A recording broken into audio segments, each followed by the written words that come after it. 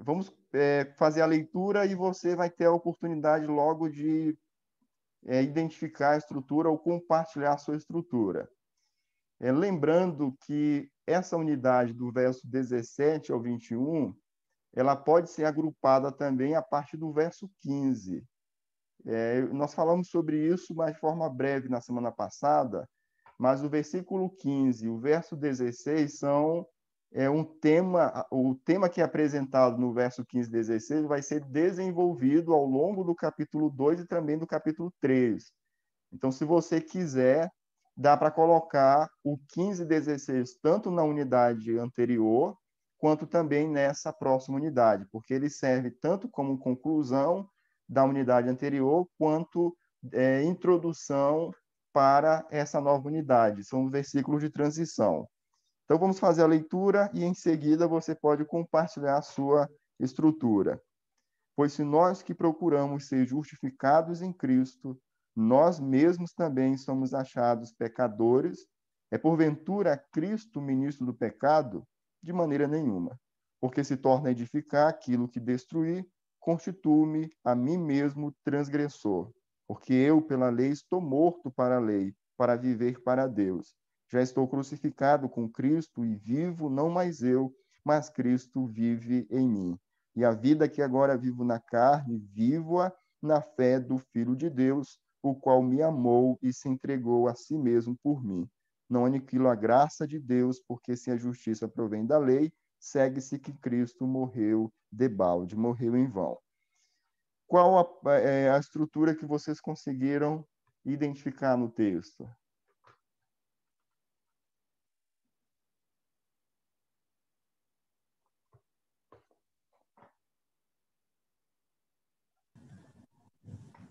Quem gostaria de começar?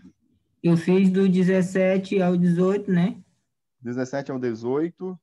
E do 18, do 19 ao 21. Aí fiquei em dúvida no 21, se poderia deixar ele separado ou não. Mas eu fiz do 19 ao 21.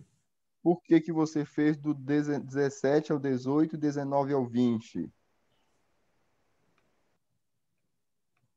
Porque no 17 e no 18 ele continua o raciocínio dele, né? Aí no 19 ele vai continuar, ele usa a expressão eu, né? Mudando o raciocínio. E aí quando chegou aí o 21 eu fiquei na dúvida. Se ele, se eu poderia encaixar ele nessa divisa. Entendi. Ou ficaria sozinho ou ficaria com 19 e 20, né? Sim. Exato. Alguém fez também da mesma forma? Fiz diferente, pastor. Qual foi a sua, Luiz? A minha foi do 17 ao 20 e o 21 ficou sozinho, né? Ou seja, foi duas estruturas.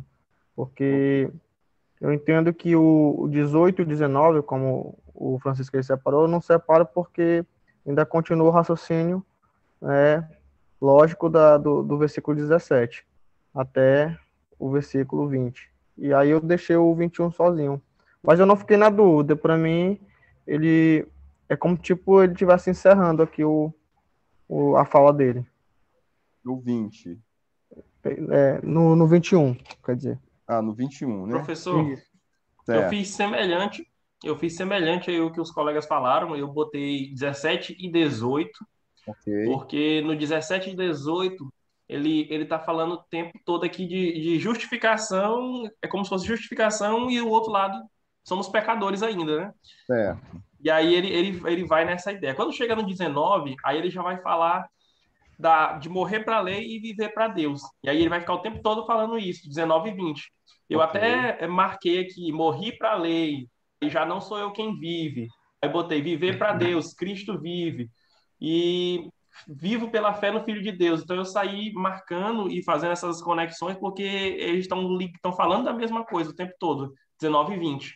Certo. O 21, eu coloquei ele sozinho porque eu não me pareceu tanto assim, tá ligado com o 20. Poderia ter deixado junto? Poderia, não seria absurdo não, mas eu preferi tirar e separar ele porque eu não achei que ele ia casar tanto, eu preferi deixar só. Mas Ok. pode ser que seja junto também, fiquei nessa mesma dúvida aí que Francisco disse também. Certo. Aí uma forma de E, professor, avaliar isso seria avaliando já a próxima unidade. Ele se encaixa na próxima unidade, não se encaixa, ele se encaixa como um verso de transição, que serve tanto para anterior quanto para posterior. É sempre bom levar isso em consideração quando a gente tiver essa sensação de que não está se encaixando muito bem dentro da unidade. Alguém mais? professor, aí no caso, teria que olhar o contexto da próxima unidade, teria? Eu não entendi. Qual foi a sua pergunta? Porque assim, tem que ver se ele se encaixa na introdução da próxima perícopos, e na próxima divisa, no caso. Perfeitamente, porque aí nós temos algumas possibilidades. Uma possibilidade é que o versículo pode ser um versículo de transição, então ele vai se encaixar como uma conclusão da unidade anterior e como uma introdução da unidade posterior. Então é sempre bom ver se há essa possibilidade, se encaixa ou não. Se você perceber que ele não se encaixa na posterior como uma introdução, aí ele vai precisar ficar como realmente conclusão dessa unidade que está sendo analisada. Foi assim que eu entendi o versículo 21, como uma conclusão. Uma conclusão, certo? Isso. Ok. Professor, Sim, eu estava lendo, observando, né? Aí a estrutura que eu montei foi um pouco diferente, não sei se está certo. ok. Que foi do 17 ao 19, porque eu entendo que nesse trecho Paulo está argumentando, ele está expondo o argumento dele com relação a estar morto para a lei, etc e tal, em cima de toda aquela polêmica dos Gálatas. Aí o versículo 20 e 21 é a conclusão com duas afirmativas, dizendo, portanto, não sou mais eu quem vive, mas Cristo vive em mim, e assim ele vai também dizer que não cancela a graça, ele vai estar ratificando a afirmativa que ele deu, com portanto. Entendi. Aí também serve para essa conclusão final, seria a conclusão da conclusão, em transição ao próximo assunto que ele vai abordar, que vai falar sobre a questão sobre Cristo que foi pregado crucificado para os Gálatas, etc. Ok. E segundo o raciocínio que o Rony colocou, a questão de morto, de viver, você acha que isso não está também no verso 20?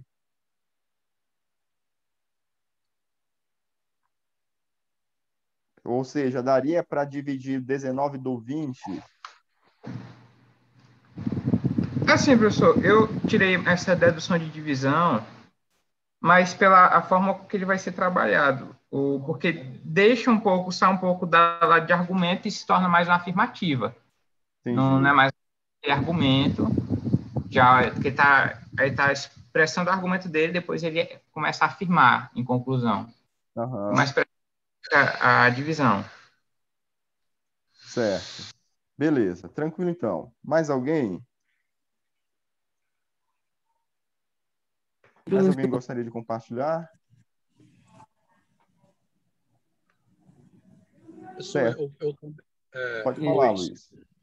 Exatamente, também eu penso como o irmão que falou antes aí, que eu esqueci o nome dele, o 17, 18, 19, Paulo está no seu argumento. E o versículo 20, ele vai sentenciar aquilo que ele está dizendo. Ok. Pois, porque são conectivos, né? Conjunções coordenativas explicativas, está explicando, está argumentando. E depois ele vai dizer, né, uma afirmação agora para ele, naquela reunião para Pedro, naquele conclave ali em Antioquia, ele está repreendendo Pedro, né? No versículo 20 ele vai especificar ele mesmo, já estou crucificado com Cristo, né? Ele vai dizer isso para Pedro. Então eu dividi, não fiz essa atividade por escrito, no papel, mas olhando aqui o texto, é exatamente isto, eu percebo dessa perícope, né? Desta unidade literária, eu percebo essa divisão, 17, 19 e 20 e 21. Tá certo. Então, mais alguém gostaria de participar? Professor, Sim. Eu concordo com a divisão dos meninos aí, aquele argumento do Rony. Mas eu estava lendo aqui em outras versões e me surgiu, na verdade, uma dúvida. Ok. eu olhei aqui e tentei pensar numa forma diferente, e até fiz o 17 sozinho, né? Certo. Depois fiz 18, 19 e 20, e eu acredito que até o 21, ou o 21 poderia ficar só, porque ele tá concluindo o pensamento dele. Por que você colocou o 17 sozinho? É por conta, assim, para mim, que ele faz a pergunta, ele responde, ele conclui, depois ele vai, a partir do 18, ele vai argumentar sobre essa resposta que ele deu de maneira nenhuma. Então, ele começa a fazer essas explicações. Mas, assim, no final das contas, o texto todo, ele está numa argumentação só, né? Ok, exato, Então, perfeito. a gente está fazendo a divisão por conta da ideia que a gente está trabalhando, que é fazer as divisões. Mas, para mim, o de 17 a 21 é uma argumentação só. Isso, você está certinho. É isso que a gente chama de quê? De unidade literária, que é uma porção que tem uma conexão entre si. Então, o nosso objetivo é só encontrar, dentro dessa unidade, como é que os argumentos estão organizados. Mas essa sensação de que é um único argumento, isso é comum, por quê? Porque nós estamos trabalhando uma única unidade, um único campo semântico que está dentro de um assunto principal. Então, isso vai sempre gerar, ou em muitos momentos, a gente vai ter essa sensação de que não dá para dividir, mas a gente precisa encontrar como é que os argumentos estão relacionados, organizados dentro dessa unidade. Então, vamos tentar analisar e vocês fiquem à vontade para participar. Observem no verso 17, ele vai introduzir aqui um assunto, o assunto principal abordado no verso 15 e verso 16 vai ser desenvolvido aqui, que é a questão da justificação. Então, ele introduziu, ele apresentou a temática no 15 e 16, e a partir desse momento ele vai apresentar uma justificativa. Como vocês já mencionaram, o texto todo ele apresenta uma resposta. Então, os conectivos aqui, todos estão seguindo nessa direção. Ou seja, ele está dando uma resposta a alguma situação. Não sabemos exatamente qual é a situação que ele está respondendo. Então, muito provavelmente, o que está sendo colocado é que essa doutrina da justificação ela facilita para o próprio pecado ou para a própria prática do pecado. Se esse for o contexto, a ideia do verso 17 é: se nós que procuramos ser justificados em Cristo, nós mesmos somos achados, e aí o ponto central aqui é o fato de serem pecadores, é porventura Cristo ministro do pecado? Ele vai dizer que de forma nenhuma. Ou seja, se alguém que for justificado permanece na prática do pecado ou peca, o problema ou o defeito não está na justificação, não está em Cristo, mas está na própria pessoa e na liberdade que ela tem para pecar. E aí ele prossegue essa justificação aqui, justificativa, verso de número 18, porque se tornam a edificar aquilo que destruí, constituo-me a mim mesmo como transgressor. Observe como no verso 17 e 18 ele vai linkar a ideia de pecado, de transgressor, e isso tanto relacionado a ele como a Cristo. Então, esse é o ponto central que vai ser desenvolvido nessa primeira parte. E o tema central é a justificação, só que agora ele está falando basicamente sobre a questão do pecado. E ele vai falar isso associando com Cristo, mas trazendo para a sua própria experiência. Então, o texto todo vai falar sobre a sua experiência, voltado para o pessoal.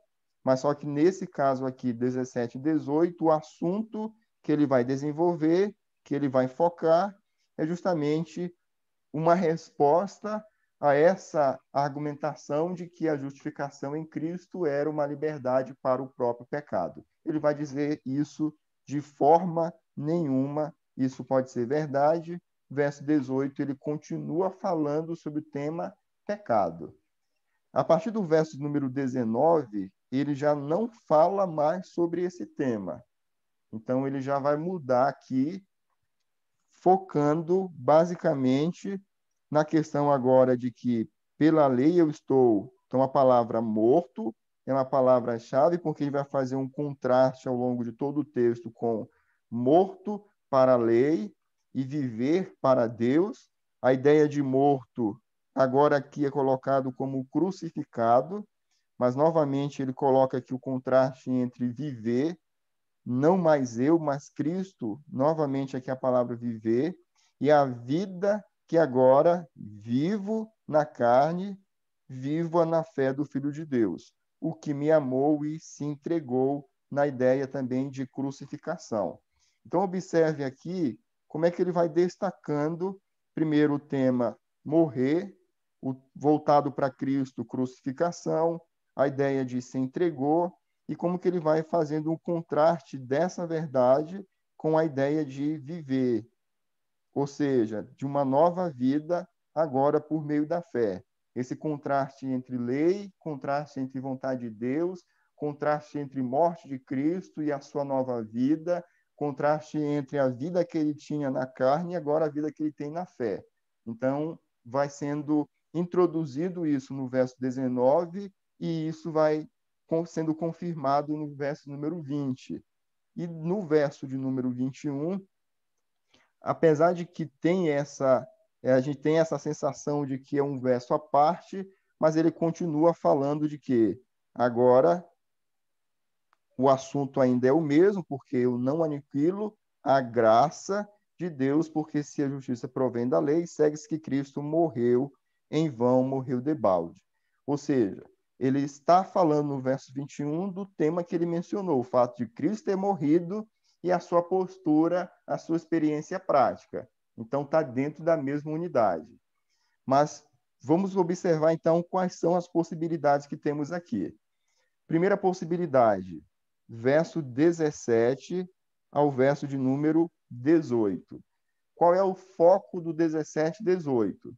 O tema principal, justificação, só que agora a relação entre pecado e justificação. Qual a liberdade que temos se já fomos justificados por Cristo? Temos a liberdade para continuar pecando? Isso mostra um defeito na justificação, na obra de Cristo, de forma nenhuma. Isso só evidencia o nosso próprio pecado. Segunda unidade, uma possibilidade seria do verso 19 ao verso de número 20.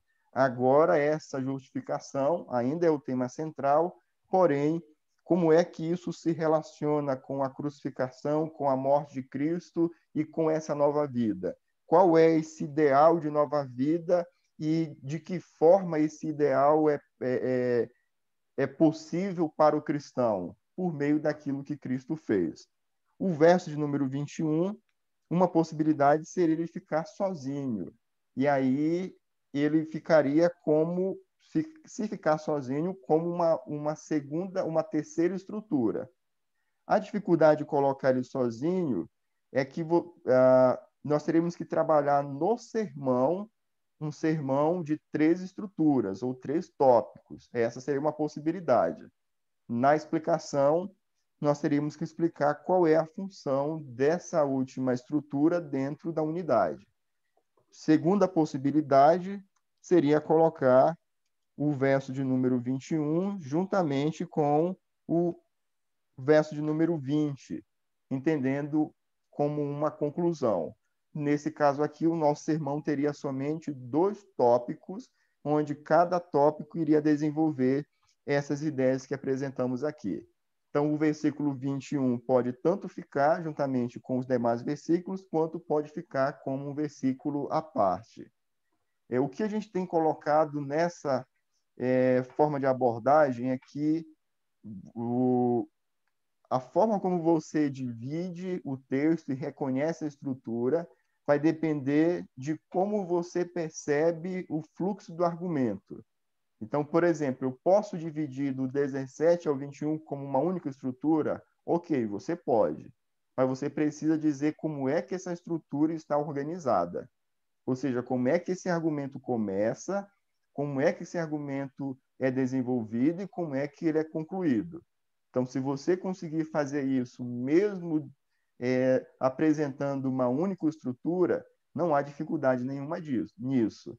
Porém, se você divide como uma única estrutura, mas você não consegue perceber esse fluxo do argumento, aí há uma grande dificuldade porque você não sabe explicar a organização da própria estrutura. Então, nesse caso, a conclusão vai ser uma conclusão diferente da que foi apresentada. Pode falar, Vitor. Eu posso afirmar que toda vez que houver uma quebra no fluxo do argumento, é uma grande possibilidade de mudança de seção. Perfeitamente. Exato. Qualquer momento não existem exceções nessa regra, no caso. Isso. Aí é uma evidência de que está se iniciando um novo argumento. Quando? Quando houve uma mudança no campo semântico, no conteúdo, na ênfase, aí está tendo mudança, com certeza, de argumento. Isso vai ficar mais claro quando a gente começar a falar sobre os evangelhos, porque nós vamos trabalhar narrativas. Aí vocês vão ver com mais clareza a dificuldade que vocês estão sentindo agora no discurso. Quando começarmos a falar sobre os evangelhos, vocês vão se sentir no céu com muita facilidade, sem dificuldade. Por quê? Porque essa mudança de assunto, essa mudança de ênfase, de uma estrutura para outra, nos evangelhos, nas narrativas, é bem mais simples de ser reconhecido. Então, se vocês conseguirem sobreviver essa primeira parte, quando começarmos a falar sobre narrativas, vocês vão sentir um grande alívio, dizer, não, eu estou entendendo alguma coisa, já deu para compreender a metodologia. Dúvidas?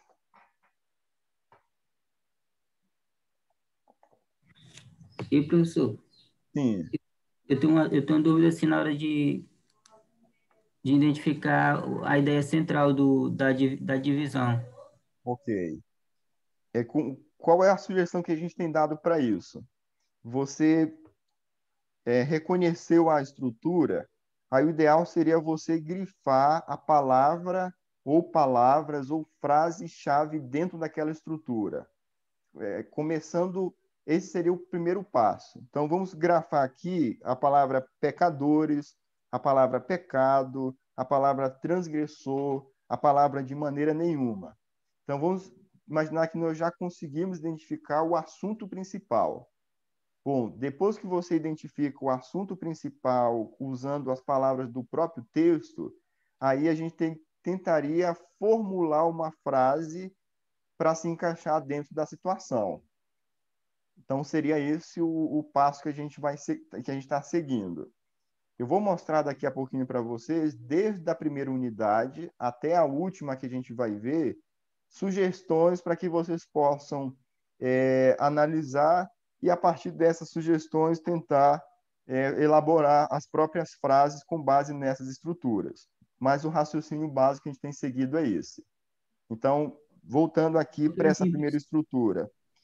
Nessa primeira estrutura, a nossa frase precisa conter a ideia de transgressão, a ideia de pecado, porque são as palavras que são usadas como palavra-chave do próprio texto.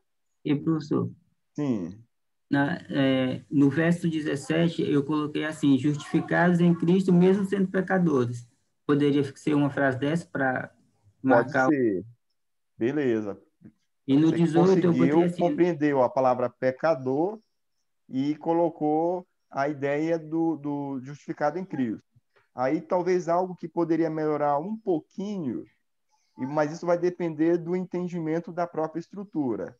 Se essa estrutura que é uma resposta ao fato de que alguns estão dizendo que a justificação, a doutrina da justificação pela fé é uma possibilidade ou um convite ao pecado, aí talvez a sua frase ela precisaria ser só modificada um pouquinho para responder melhor a esse questionamento. Mas você colocou basicamente os elementos principais que estão na estrutura. Aí, certinho, esse é o caminho mesmo. No verso 17 eu coloquei assim, não convém que voltar atrás, dando justificativa lá para o... Beleza, então você já acrescentou o elemento que a gente está colocando aqui. que é justamente esse o ponto central, o fato de retroceder ou de viver em pecado nesse sentido. Perfeito. Alguém mais?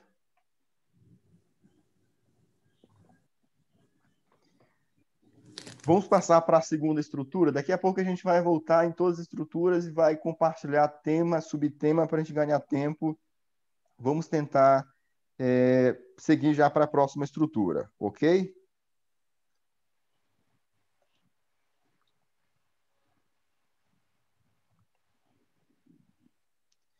Deixa eu compartilhar com vocês os princípios, que a gente está compartilhando os princípios também, né?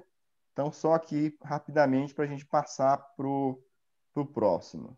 Quais são mais sugestões de princípio dentro dessa unidade?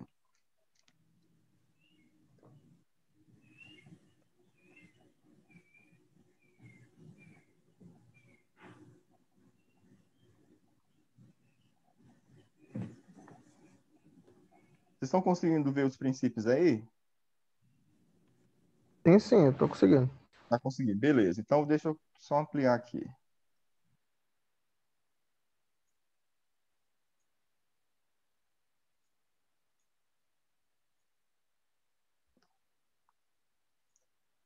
Ok, então, primeiro princípio, uma possibilidade seria com base no verso número 17, a justificação não é uma transformação nem de nossa natureza, nem de nossos atos. Ou seja, quando o homem é justificado, ele não ganha uma nova natureza, nem recebe novos hábitos. Esse é um ponto que está gerando discussão. Qual é o pensamento? Provavelmente os judaizantes estão colocando o fato de que por que o homem continua pecando se ele já foi justificado? E aí vem o entendimento básico do que é a justificação, que é uma declaração na qual o homem muda o seu estado diante de Deus, mas continua sendo pecador e continua com os mesmos pecados e hábitos também. Verso número 18, uma outra possibilidade seria quando o cristão abandona a vida somente pela fé, ele se torna transgressor. É o princípio que é colocado no verso de número 18. A vida cristã implica em morte e ressurreição, morte para nós mesmos e vida para Deus. O princípio no verso de número 19. A vida cristã é vida de inteira dependência de Cristo, a vida que agora vivo na carne e vivo na fé pelo Filho de Deus. Essa ideia seria do verso número 20.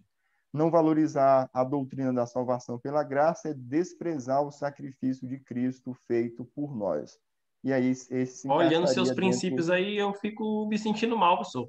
Eu fiz aqui 4 aqui, mas aí Ficou sem áudio, Rony. eu tô dizendo que aqui, olhando seus princípios aí, dá vontade até de apagar os meus aqui. Aí eu foi triste agora. Não, mas tem vários outros. Então você encontrou outros que eu não consegui visualizar. Isso é ganho para você, não é para mim, não. Mas é exatamente isso. Nós temos várias outras possibilidades. E o que eu trouxe aqui também foram somente alguns princípios. Mas daqui a pouco a gente vai ver uma sugestão do princípio que poderia ser usado na própria divisão do texto, seguindo aquela metodologia que vocês sugeriram, de encontrar um princípio-chave para a estrutura e esse princípio servir já como o título do próprio sermão.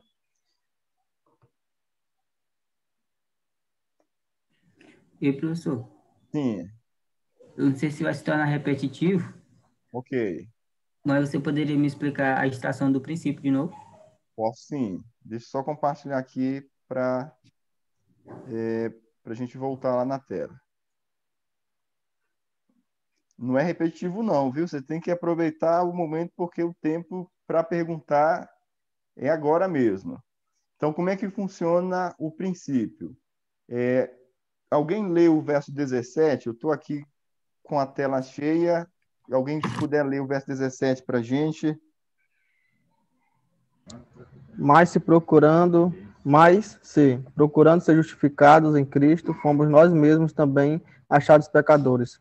Dar-se-á o caso de ser Cristo ministro do pecado? Certo Ok, que não. então, Como foi que foi retirado esse princípio desse versículo? A ideia é a gente entender o versículo, e aí o contexto vai servir nesse processo para a elaboração, e aí, com base no entendimento da verdade que foi abordada no princípio, a gente vai tentar formular uma frase. Então, qual é o entendimento desse versículo? É o fato de que alguns estão argumentando que a justificação é uma porta de entrada que facilita ao pecador continuar praticando seus pecados. Então, essa é a ideia básica. Então, a partir dessa ideia básica, a gente formula um pensamento que seria uma verdade que seria aplicado. Então, a verdade seria: a justificação não é uma transformação nem de nossa natureza, nem dos nossos atos. Ou seja, quando o homem é justificado, ele não ganha uma nova natureza, nem recebe novos hábitos. Nesse caso aqui, já necessita, talvez, de uma abordagem mais teológica para a formulação desse princípio do que propriamente do que está no texto. Mas vamos ver do verso 18. Quando o cristão abandona... Lê para a gente, por favor, novamente, Luiz, o 18 agora. Certo. Porque se torno a edificar aquilo que destruí, a mim mesmo me constituo transgressor. Ok, então o ponto que ele está colocando no 18 é: se eu volto à prática do pecado, então qual será o meu estado? Meu estado será de transgressor. Aí o princípio: quando o cristão abandona a vida somente pela fé, ele se torna transgressor. É basicamente isso que ele está declarando. Esse segundo princípio já está mais direto na compreensão do texto do que o anterior. Então, os passos são esses. Primeiro, você entende a verdade que o verso está ensinando, e aí você tenta formular uma frase que expresse essa verdade. Ok? Alguma outra dúvida? Professor, agora eu Sim, fiquei. fique à Não, vontade. porque assim, lá na colocação que o senhor fez do versículo 17, que a justificação não é uma transformação, né, através, deixa eu ver aqui, aqui Vou não é colocar uma aqui para você. transformação nem da nossa natureza, nem dos nossos atos, Isso. né? Então, assim, aqui é necessário dar o conceito, né, de justificação no caso, porque aqui está dizendo o que a justificação não é. Isso. E agora eu quero Perfeitamente. ver o que é a justificação.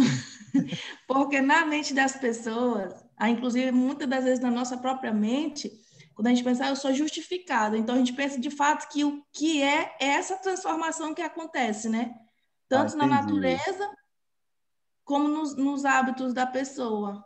Isso. Só me diz aí o que é a justificação Você dentro colocou desse um entendimento ponto aqui. importante. Então, como é que vai funcionar isso dentro da exposição para a igreja?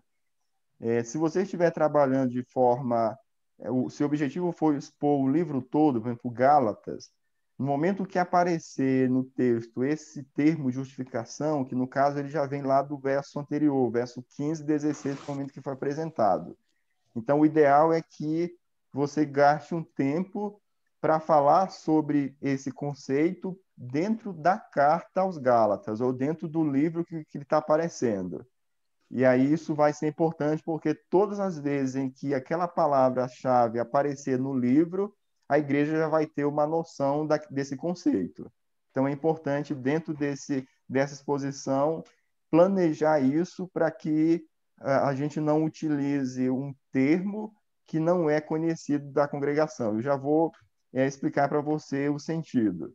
Mas deixa eu compartilhar com vocês, quando eu estava no segundo ano de seminário, eu fui estagiar no campo missionário em Cidade Olímpica, com o pastor Borges. E aí eu É fiquei onde eu lá. moro, professor. Oi? É onde eu moro. Ah, que legal, que bênção. Então, eu estagiei em Cidade Olímpica por 2 anos. Do segundo, terceiro ano, eu fiquei com o pastor Borges. E a nossa congregação lá, o campo missionário, as pessoas que participavam, elas não tinham uma base teológica de nomenclaturas e não conseguiam entender muito bem alguns termos, né? E quando a gente está no seminário, o que mais a gente ouve são termos de trindade, santificação, justificação. E já nas primeiras pregações eu tive esse choque. de falar algo e perceber que não tinha reação nenhuma na igreja. Ou seja, eles não estavam familiarizados com essas nomenclaturas. Então, a cada estudo, eu tinha que parar para pensar nos termos em que eu ia utilizar e como eu estaria apresentando, conceituando ou usando uma palavra diferente para ensinar aquele mesmo sentido, mas isso foi fundamental já no início, porque se eu não tivesse atentado para esse detalhe, eu passaria ali muito tempo falando, falando e falando, e no final o povo não entenderia absolutamente nada. Então a gente tem que ter essa preocupação. Em cada público vai depender do nosso público para que a gente tenha uma atenção maior relacionado a isso ou não. Eu estava falando na igreja sobre um determinado tema, e aí, semana passada, uma irmã colocou isso, disse, pastor, você falou tanto sobre DSM, mas o que é esse negócio de DSM? Ou seja, na minha mente, aquilo aparentemente era claro, mas para boa parte da igreja, a nomenclatura que não foi explicada não teve sentido. Então, a gente precisa atentar para esses detalhes para que o público entenda. Justificação de forma simples é uma declaração que é feita em relação ao nosso estado. É como se, nessa declaração diante de Deus, Deus declarasse agora a pessoa isenta de culpa, mas com base na justiça de Cristo. Então, o que é que muda? Muda a posição diante de Deus da pessoa. Essa pessoa agora, quando é justificada, a justiça de Cristo é imputada na sua vida e Deus passa a se relacionar com ela com base na justiça de Cristo. Ou seja, essa justificação é a base para o que nós chamamos de salvação, de santificação, tanto a santificação progressiva, que vai ser onde vai ser evidenciado essa transformação de hábitos, transformação de vida, mas são conceitos diferentes. Justificação é uma declaração, santificação progressiva já é um outro conceito que está mais voltado para essa mudança de atos, mudança de hábitos, mudança em relação ao próprio pecado. Então, seria esse o conceito básico de justificação. Alguma outra dúvida? Vamos partir, então, para o nosso próximo texto, e aí a gente, se tiver alguma outra pergunta, vocês podem ficar à vontade para participar. Gálatas, capítulo 3, do verso de 1 a 9. Eu vou ler o texto e vocês podem compartilhar a estrutura que vocês encontraram.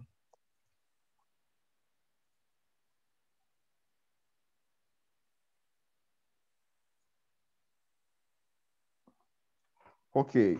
Ó insensatos Gálatas, quem vos fascinou para não obedecerdes à verdade? A vós outros perante os olhos de quem Jesus Cristo foi evidenciado, crucificado entre vós? Só quisera saber isto de vós. Recebestes o Espírito pelas obras da lei ou pela pregação da fé? Sois vós tão insensatos que, tendo começado pelo Espírito, acabeis agora pela carne? Será em vão que tenhas padecido tanto? Se é que isso também foi em vão. Aquele, pois, que vos dá o Espírito e que opera maravilhas entre vós, falo pelas obras da lei ou pela pregação da fé? Assim como Abraão creu em Deus, isso lhe foi imputado com justiça. Sabei, pois, que os que são da fé são filhos de Abraão.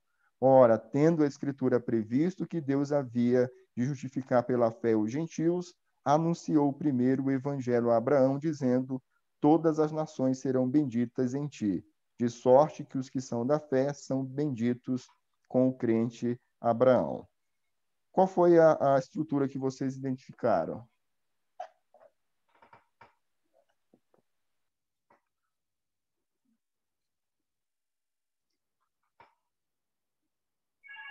Professor, eu fiz na minha estrutura da seguinte maneira. Toda vez que eu vou responder, eu sempre acho que está errado, mas enfim. Verso 1, como eu notei a pergunta, né, que ele faz uma pergunta e depois ele sai com uma série de outras perguntas e questionamentos respondendo a primeira pergunta, né? Então, eu separei o verso 1 Certo. e agrupei para ele responder as perguntas que ele fez do verso 2 até o verso 5, que ele vai Certo. fazer o confronto entre a graça, entre o evangelho da graça e o evangelho da carne, né? O evangelho da lei e das obras. Ok. E agrupei o verso 6 até verso 9, onde ele vai falar do evangelho também da graça, né? Do 2 Certo. ao 5, eu notei que ele fala da fé na carne, do 6 ao 9, eu notei que ele fala sobre a fé no Espírito. Do 6 ao 9, fé no Espírito. Correto? Só confirma, é isso mesmo, Lucas? Isso mesmo. Ok. Mais alguém fez da mesma forma ou de forma diferente? Eu fiz da mesma forma, professor. Eu coloquei 1 ao 5 e depois 6 ao 9. Então você colocou já 1 ao 5, né? Ok. Coloquei 1 ao 5, porque ele começou aqui, ó, Gálatas insensatos, aí, quem vos fascinou a vós outros? E aí ele começa fazendo vários questionamentos sobre o verso 1 que ele tinha colocado, né? Aham. E aí eu coloquei até como título aqui, possivelmente não está certo, porque a minha maior dificuldade é com esses títulos, Aham. mas eu botei assim, do 1 ao 5, eu coloquei: é insensatez pensar que somos agraciados por Deus pelas obras da lei. Ok. E Ficou aí bom o título. Ficou bom? Ficou. Rapaz. E aí do 6 ao 9... Você está mais perto de Deus do que pensa, viu? Está no caminho. E aí do 6 ao 9, como ele está falando aqui do exemplo de Abraão e tudo mais, eu coloquei junto e eu nomeei que a justificação perante Deus vem pela fé.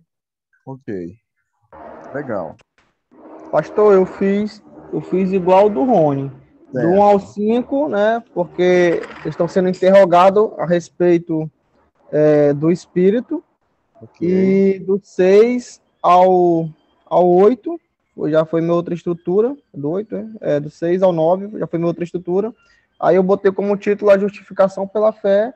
E na primeira estrutura eu botei como título os Gálatas são interrogados a respeito do Espírito. Estão interrogados acerca do Espírito. Ok. Isso. Certo. Mais alguém fez da mesma forma, de forma diferente? Foi diferente, pastor. Pode falar, Eu Luiz. fiz da mesma forma, professor. Eu fiz da seguinte forma. Sim. Eu dividi esse parágrafo aí tem 4 estruturas. Ok. Pelo menos 4 pontos que eu identifico. O versículo primeiro, eu coloquei como uma estrutura única, né? Ok. Esse versículo, Paulo, ele se volta agora especificamente aos Gálatas, depois de dar o seu testemunho, de endossar o evangelho que ele pregava, que a igreja confirmou. Ele vai partir agora para exortação aos Gálatas. Versículo 1, é bem claro a exortação. Depois ele vai fazer 5 perguntas retóricas. São perguntas que não necessariamente ele quer uma resposta. Mas ele vai dar ênfase de que a fé, os dons, o Espírito não vieram pela prática das obras, mas pela fé e pela pregação do Evangelho. No versículo 6 e 7... Aí isso, no caso, Luiz, então são do verso 2 ao 5? De 2 ao 5. Okay. São perguntas que ele faz retóricas, né? Certo. Do versículo 6 ao 7, ele utiliza o exemplo de Abraão, né? Que Abraão creu em Deus, né? Gênesis, me parece que 15:5, e ele creu em Deus e isso lhe foi imputado como justiça. Então, depois que ele faz as perguntas, que não necessariamente ele não quer resposta, mas ele utiliza agora, ele vai fazer um link com o Antigo Testamento para mostrar que Abraão foi salvo pela fé.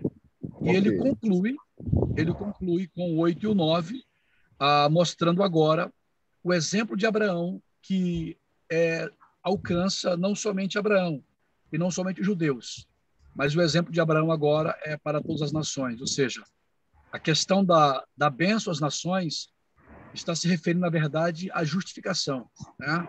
Uhum. E o versículo 9, de sorte que os que são da fé são benditos como os crentes de Abraão. Então, eu fiz dessa forma. Certo. Por que que você decidiu não fazer do verso 6 ao 9, tendo em vista que o texto fala sobre Abraão, o 7, o 8 e o 9 também falam sobre Abraão? Tá. É porque eu observo que a ênfase dele muda um pouco, não obstante estar falando de fato de Abraão. Uhum. Ele, no versículo 6, ele fala especificamente da justificação de Abraão, e do 8 ao 9 ele vai confirmar que as escrituras mostram que a justificação de Abraão também pressupõe a justificação dos gentios. Certo. Ok. Beleza. Alguém mais? Alguém encontrou a mesma estrutura, uma estrutura diferente? Professor Pedro, Sim. Pode falar, Pedro. eu fiz bem parecido com a do Luiz Carvalho, e Certo. utilizando o mesmo raciocínio que ele utilizou. A única diferença foi que eu juntei o versículo 1 até o 5, Bom, mas o restante 5. continua igual. 1 a 5, 6 a 7 e 8 a 9, pensando da mesma forma que o Luiz pensou aí. Certo. Mais alguém?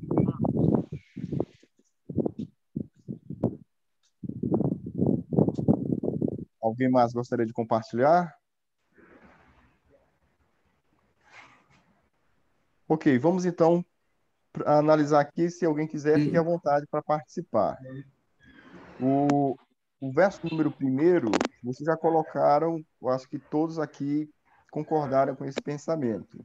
É onde ele vai introduzir o assunto, né? Ó insensatos Gálatas, quem vos fascinou para não... O ponto central aqui está em quê? No fato deles não obedecerem à verdade. Então, isso ele vai chamar de quê? De insensatez. Então, a insensatez aqui ele aponta para o fato de eles estarem desobedecendo, tendo em vista que Jesus Cristo foi evidenciado diante deles, ou seja, Cristo foi crucificado, portanto, ele vai chamar a desobediência de insensatez. Esse é o ponto principal, funcionaria como uma espécie de título. Então, qual a primeira possibilidade que a gente tem? Deixar o um sozinho, ou se colocá-lo junto com os demais versículos, simplesmente lembrar da função dele em relação aos demais. Ele funciona como uma introdução, ele introduz o assunto que vai ser desenvolvido no restante da unidade. E aí vocês colocaram, bem dá para reconhecer isso, que até o verso de número 5, o padrão que ele usa, ou o estilo que ele usa, são perguntas. Então, ele vai usar, desde o verso 2 ao verso 5, várias perguntas retóricas. O que a gente precisa tentar entender nessas perguntas? Qual é o assunto principal abordado por cada pergunta?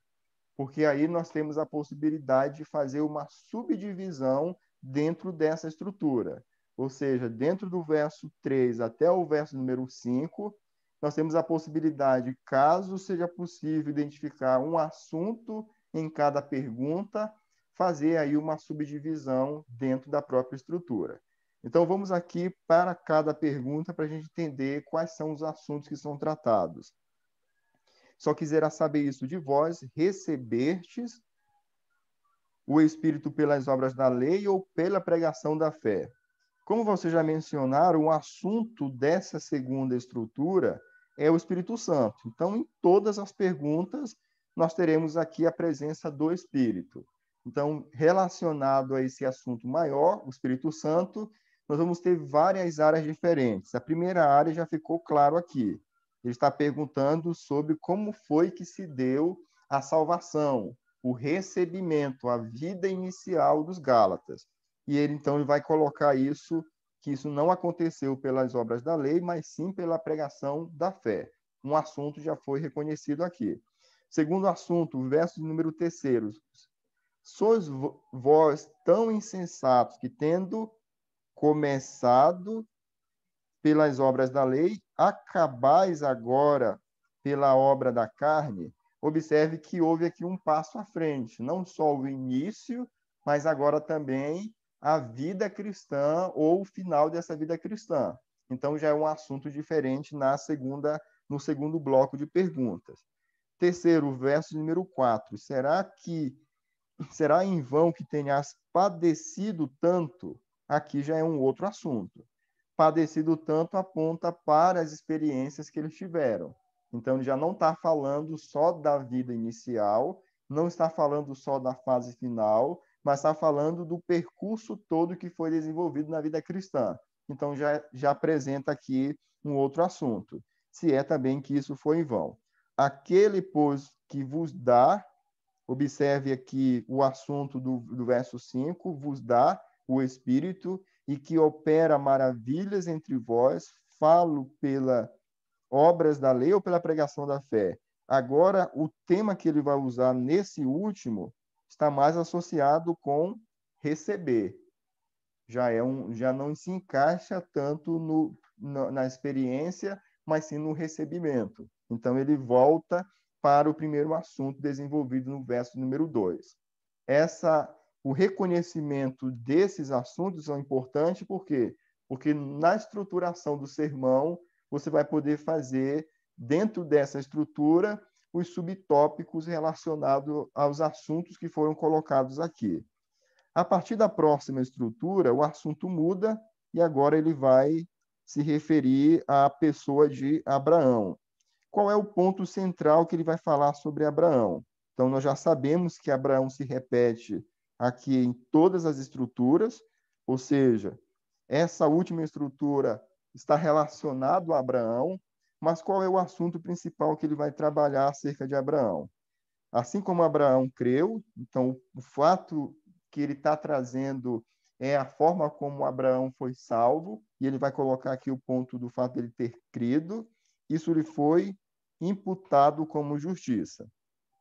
Sabei, pois, que os que são da fé, aqueles que creem, são filhos, portanto, de Abraão. Verso de número 8 e verso número 9, o assunto ainda continua sendo sobre Abraão. Ora, tendo a Escritura previsto que Deus havia de justificar pela fé os gentios, anunciou primeiro o evangelho a Abraão, dizendo: todas as nações serão benditas em ti. Observe aqui o ponto que a gente vai colocar para a conexão entre 6 e 7 e o 8 é qual é o assunto principal. E o assunto principal que vai ser desenvolvido agora, verso 6, o assunto principal foi o fato da fé, e disso ter sido imputado como justiça. Verso número 7, esse tema continua no verso 7, e aí o verso número 8, ele vai falar ainda sobre a questão da justificação, o que aqui fica muito claro no verso de número 6, o fato de Deus ter imputado isso como justiça.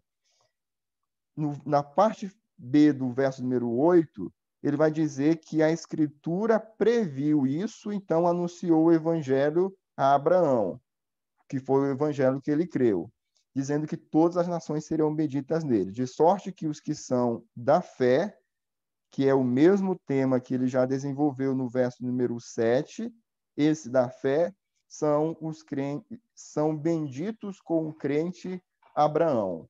O ponto central do verso 8 e verso 9 está na questão da Escritura, de Deus ter previsto isso e ter anunciado por meio da Escritura o Evangelho a Abraão. Então, esse é o ponto central que vai conectar o verso 6 e o verso 7 com o verso 8 e verso 9. De fato, tem aqui uma mudança do verso 6 ao verso 7, para o 8 para o 9, porque a palavra Escritura ela já centraliza esse argumento que é desenvolvido do 8 até o 9. E isso não é apresentado, por exemplo, no verso número 6, no verso número 6 e verso número 7. Então, qual é a possibilidade que nós temos aqui?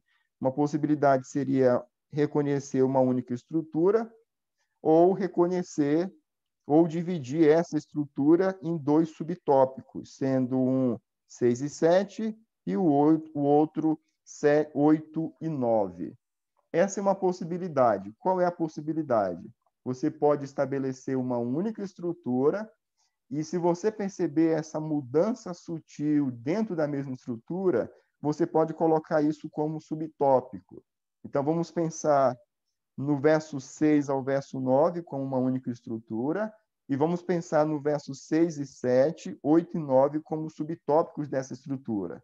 Uma outra sugestão, do verso 2 ao verso 5, vamos pensar em 3 estruturas, uma verso 2, a outra verso 3 e uma verso 4 e verso 5, ou uma verso 4 e a outra ficando juntamente com a estrutura, com a primeira estrutura ou com o primeiro subtópico no versículo de número 2. É uma possibilidade também. Ok? Dúvidas?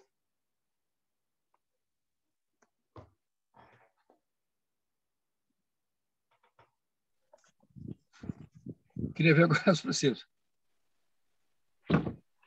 Não entendi. Queria ver agora. Não entendi. Eu queria ver agora os princípios. Beleza. Então vamos partir para os princípios. Antes de terminar a aula. Ainda tem muita coisa para frente ainda.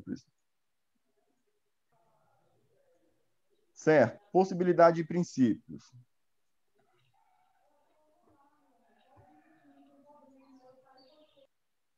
Primeiro, o Espírito não é recebido pelo esforço humano, mas pela pregação da fé. Somente a pregação da fé pode produzir o novo nascimento. Seriam 2 princípios aqui, falando todos dois a mesma coisa. Um com base no verso número 2 e o outro com base no verso número 5. Então, você poderia usar ou um ou outro. Primeiro, o Espírito não é recebido pelo esforço humano, mas pela pregação da fé. E aí, falando a mesma verdade com outras palavras, somente a pregação da fé pode produzir o novo nascimento. Próximo princípio, a vida cristã começa, é mantida e se desenvolve somente por meio da dependência da pessoa do Espírito Santo. Nesse caso aqui, eu já juntei os princípios anteriores para falar sobre o começo, para falar sobre a vida e o final também, que é o que ele coloca. Então, juntando essas 3 ideias, vem a ideia de começo, meio e fim.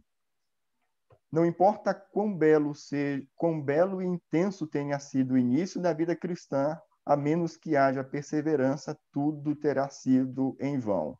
Esse é o que está acontecendo com os Gálatas. Eles começaram pelo Espírito, mas estão terminando pela carne. E aí, o que Paulo está colocando é que tudo isso está sendo em vão, porque não importa ou não é necessário simplesmente começar, mas também terminar pelo Espírito. Próximo, a fé em Cristo é a porta de entrada para a família cristã. Então, esse é o princípio estabelecido no verso número 7. Por fim, verso número 8, o meio estabelecido por Deus para a salvação do pecador é o mesmo, tanto no Antigo quanto no Novo Testamento, assim como atualmente. Aqui a ideia de Abraão e dos Gálatas. Apesar de que Paulo está falando no Novo Testamento, ele traz o exemplo de Abraão, mostrando que da mesma forma como Deus salvou Abraão, ele também se propôs a salvar os gentios, os Gálatas, e estabelecendo aí o mesmo método ou princípio de salvação. Perguntas? Professor, eu botei minha ideia central, minha ICT, como o Vitor falou. O Espírito de Deus age por meio da fé.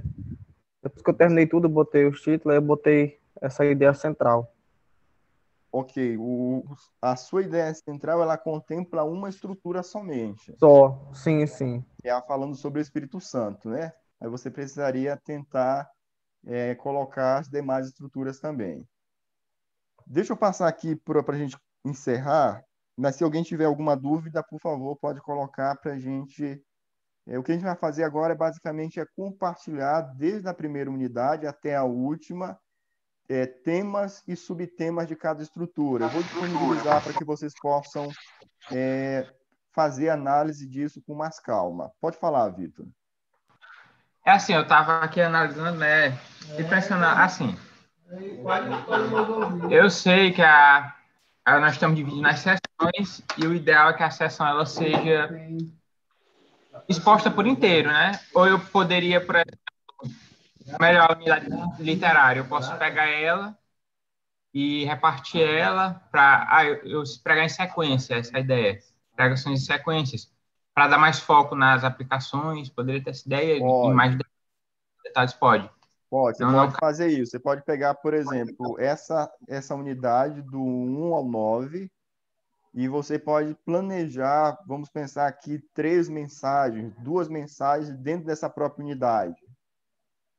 São possibilidades. Aí você vai trabalhar em cada mensagem uma estrutura.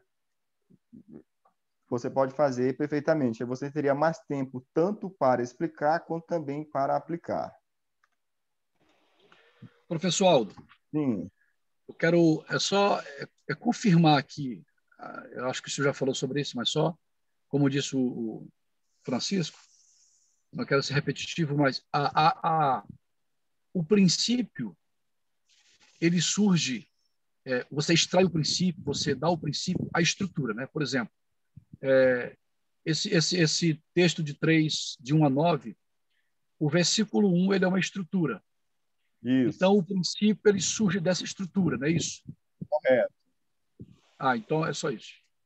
Eu vou passar para a próxima etapa, a gente vai conseguir visualizar melhor isso dentro de uma estrutura de um sermão. Mas vocês podem ficar à vontade para continuar participando. Então, vamos lá. Deixa eu compartilhar aqui com vocês a primeira estrutura. Deixa eu só fechar aqui alguns documentos para que facilite nesse momento. Professor, se tiver como o senhor salvar essa tela que o senhor faz esses risquinhos, se tiver como salvar assim, fica melhor para a gente. Você tem como dar um print, que aí, porque eu geralmente não salvo aqui.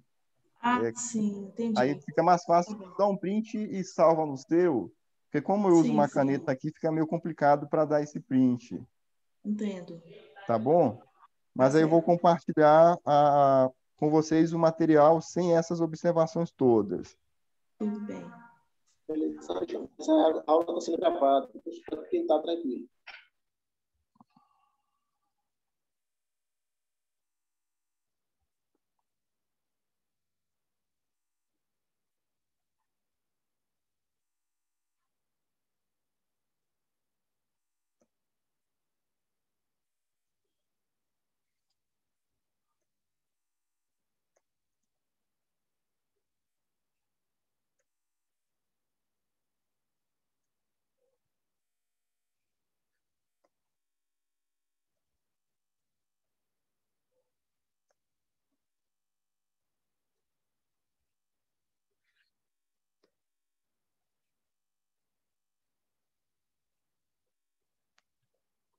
Deixa eu só tentar compartilhar aqui que não está dando certo.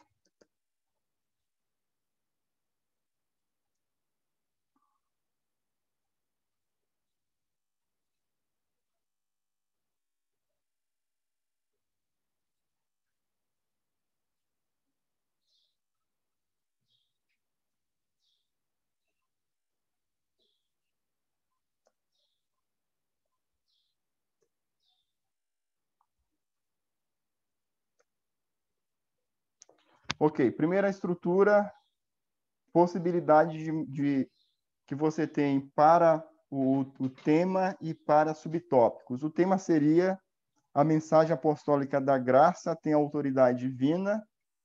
Nós já trabalhamos a estrutura. A ideia, o assunto principal trabalhado no primeiro seria a autoridade apostólica, na primeira estrutura, e na segunda, focando mais na mensagem. Então, a primeira foca na autoridade e a segunda foca na mensagem. Essa poderia ser uma estrutura. A nomenclatura para o sermão pode ser mudado ou não. Isso ficaria muito a critério de cada um. Mas o tema seria esse, a mensagem apostólica da graça, falando sobre a mensagem, trazendo aqui desse segundo argumento tem autoridade divina. Nesse caso aqui, esse último argumento sai da primeira estrutura. Então, a ordem que você vai colocar depende da maneira como você vai formular a frase. Mesmo que a segunda estrutura você coloque no tema como aparecendo inicialmente, isso não vai interferir no objetivo principal do texto. Eu vou passar aqui bem rápido, portanto, se você tiver alguma participação, você pode me interromper. Próxima estrutura. Rapidinho, só volta lá só para me dar um print, ou você vai entregar isso para nós? Eu vou entregar para vocês. Ah, beleza. Eu vou disponibilizar. Certo.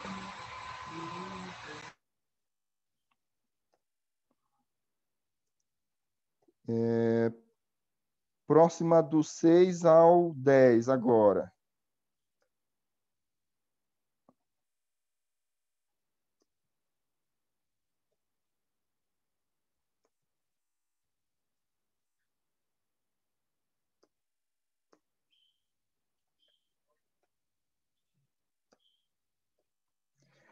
O 6 ao 10, o tema poderia ser: o evangelho é único e imutável. A primeira parte ele fala sobre os efeitos do falso evangelho, e aí ele trabalha sobre inquietação e deturpação, que são as palavras-chave que ele vai utilizar. E o segundo, basicamente, ele vai falar sobre o juízo, sobre aqueles que anunciam. Lembrando que nem sempre a gente vai conseguir, no tema, abordar todas as palavras. Então, você vai observar que nesse tema aqui, o evangelho é único e imutável, eu não coloquei o assunto principal dessa segunda estrutura. A grande diferença aqui vai estar na hora da explicação. Ou seja, mesmo tendo um tema que não consiga contemplar todas as palavras das estruturas, mas eu preciso, na hora da exposição, que isso fique muito claro.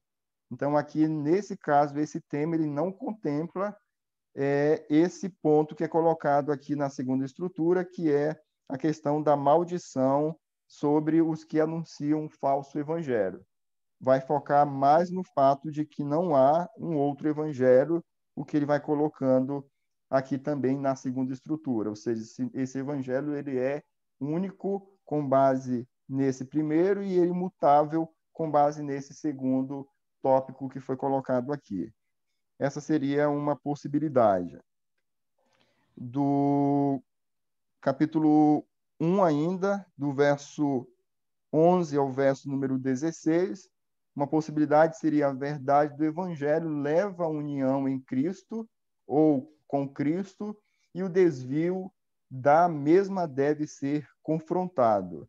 Então, aqui já deu para contemplar tanto a primeira estrutura quanto também a segunda. Então, a primeira estrutura do verso 11 ao 14, a verdade do evangelho é sem hipocrisia e acepção. Segunda estrutura, todos são iguais diante de Deus, sendo justificados pela fé em Cristo. Essa seria uma possibilidade tanto do título para o sermão quanto para os subtópicos. A partir do verso de número 15 ao verso de número 16, todos são iguais diante de Deus, sendo justificados pela fé em Cristo. Próxima estrutura, do verso, capítulo 2, do verso de 1. Professor, mas eu acho que é interessante observar que, mesmo que não contemple as duas estruturas em relação às palavras contidas nas estruturas, mas que abranja o mesmo assunto, é como se fosse, contempla o assunto principal. É o que eu vejo que sempre tem na ideia principal, mesmo que não contemple em termos de palavras duas estruturas, mas contempla em relação ao assunto, porque é o assunto principal abordado nas duas estruturas. Isso. Aí o que vai facilitar nesse processo de entendimento é o tema que será dado ao tópico. Porque aí, quando você vai elaborar um tema para uma estrutura, aí você vai poder ser bem mais específico, ou deixar bem mais claro sobre qual assunto você está trabalhando. Ou seja, o tema ele pode ser geral, e aqui um exemplo disso, justificação pela fé, mas aí no momento em que você vai elaborar a estrutura com base no argumento principal de cada estrutura, aí você tem um tema mais específico para aquela estrutura. Então, eu vou compartilhar com vocês, o nosso tempo já está acabando, mas eu vou compartilhar todas essas estruturas, desde o primeiro encontro até a estrutura que nós trabalharíamos na próxima aula, que ficou pendente no plano de aula, que é do capítulo 3, do verso 10 ao verso 14. Vocês terão, no caso, esse material para que vocês possam analisar com mais calma. E se quiserem estar utilizando ou fazendo qualquer adaptação, vocês podem ficar à vontade nesse sentido. Só atualizando o nosso plano de aula, o que é que vai acontecer no nosso próximo encontro? Nós encerramos aqui a parte prática, que é a parte de aplicar, de ver como funciona a interpretação realmente, baseado ou a interpretação dos textos discursivos. O nosso próximo encontro vai ser para falar sobre o sermão. Então, a ideia é trazer para vocês os elementos que devem ter um sermão ou um estudo bíblico, e aí, na aula seguinte, nós já vamos mudar para um outro gênero, que é o gênero narrativo. Então, se você tiver alguma dificuldade, se você não compreendeu muito bem essa abordagem voltado para o texto discursivo, é importante que você revise o material, que você revise os vídeos, as aulas que estão disponíveis, porque essa vai ser a base para os próximos passos. Ou seja, se você não conseguiu dominar, se você não conseguiu ter pelo menos uma ideia básica de como interpretar discursos, você vai ter dificuldade quando começar o próximo gênero, que vai ser o gênero narrativo. E se você continuar o curso e passar para o módulo Prática da Pregação 2, você vai ter mais dificuldade ainda. Por quê?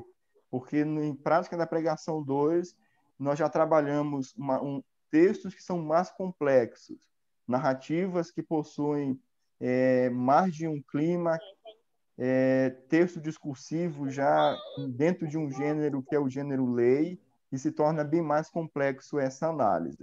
Então, a orientação, a sugestão é que você reforce esse conteúdo, que você tire todas as dúvidas, para que, à medida que você for avançando no curso, você consiga avançar sem dificuldades. É certo que, se você não conseguir, nesse primeiro momento, estabelecer essa base, você vai ter algumas limitações ao longo de todo o curso.